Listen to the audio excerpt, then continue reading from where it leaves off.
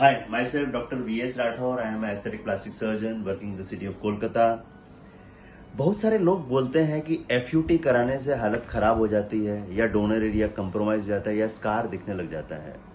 तो आज मेरे साथ मेरे पेशेंट हैं Piyush Nahar. He is 26 years age and उनका हेयर ट्रांसप्लांट हम लोगों ने पिछले महीने की मैंने 10 मार्च 2025 को FUT टेक्निक से किया था।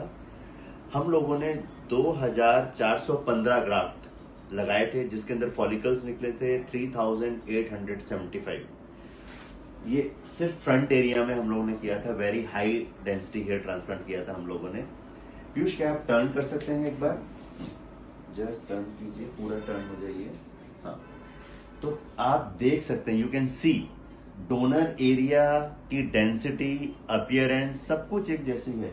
ये बाल थोड़े से बढ़ जाएंगे तो ये भी कुछ नहीं दिखेगा। अगर आप क्लोज आएंगे, इफ यू कम क्लोज, आप देखोगे कि जो स्कार है, जो स्टिच एरिया है, वहां से भी बाल निकल रहे हैं। तो कहने का मतलब है कि FUT हो जाने के बाद डोनर एरिया की अपीयरेंस, डोनर एरिया की डेंसिटी एक ही जैसी रहती है जैसे ऑपरेशन के बाद। यानी कोई नहीं पता लगा सकता है कि इनका कोई ऑपरेशन हुआ था। Secondly, even immediately after operation अगर हम लोगों का इनका ट्रिम नहीं करते जैसे इनका रिक्वायरमेंट था, अगर नहीं ट्रिम करते तो ये लंबे बाल जो है इवन स्टिच एरिया को पूरा ढक लेते और कोई पता भी नहीं लगा पाता कि कहां से हेयर ट्रांसप्लांट हुआ है, मीन्स कहां से हेयर निकाले गए हैं।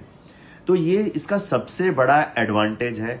और तीसरा जो सबसे अहम एडवांटेज है जो कि FUE में नहीं है, वो ये है कि फ्यूचर में मेरा डोनर एरिया प्रिजर्व्ड है। भविष्य में इनको यदि सेकंड हेयर ट्रांसप्लांट की या थर्ड हेयर ट्रांसप्लांट की जरूरत पड़ती है तो हम लोग दोबारा यहां से निकाल सकते हैं। चाहे तो हम FUT टेक्निक करके दोबारा निकाल सकते हैं या इवन FUE करेंगे। अगर FUT करते हैं तो दोबारा से वही एडवांटेज मिलेंगी, और अगर FUE करते हैं तो हमको ज्यादा ग्राफ्ट मिलेंगे, जो कि FUE में ये संभव नहीं है। यदि FUE में हम ज्यादा ग्राफ्ट की रिक्वायरमेंट होती तो क्या है, डोनर एरिया भी थिन हो जाता है और ये भी पतला लगने लग जाता है। यानी गंजापन सामने था ही था, डॉक्टर साहब ने ऑपरेशन करके पीछे भी गंजापन कर दिया।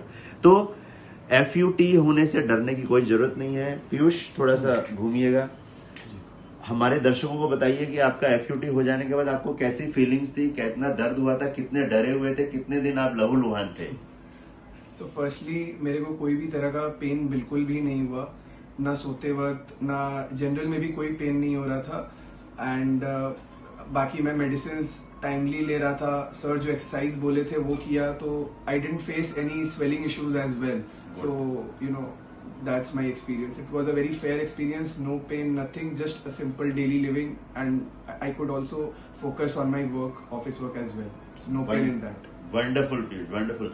तो आपने भी ये FUT और FUE के बारे में सुन रखा था या पढ़ के आए थे, तो आपको डर लग रहा था कि सर FUT करेंगे, FUE नहीं कर रहे हैं? नहीं, मेरे को ऐसा कुछ नहीं लगा था, because you trust the doctor, his experience, his confidence, and FUT में भी मुझे कुछ भी नहीं हुआ था. The surgery was also very normal and didn't face any such pain, nothing. It just happened in few hours.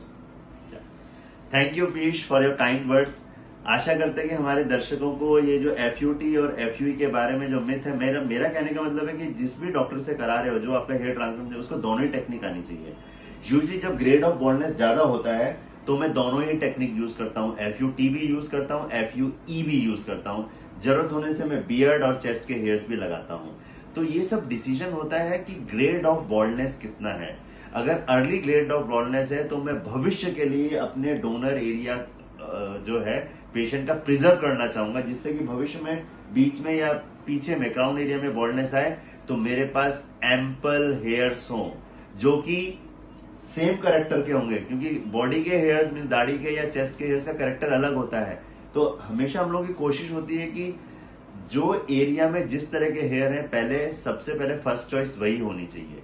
तो FUT फर्स्ट करने से क्या होता है कि आपका डोनर एरिया प्रिजर्व्ड है। भविष्य में अगर बॉल्डनेस डेवलप हुई या और रिक्वायरमेंट हुई, आप दोबारा स्कैल्प से FUT या FUE टेक्निक से निकाल सकते हैं। तो हमारे साथ जुड़े रहिएगा। For more information please subscribe my channel Kayakalp and please follow my Instagram. Thank you.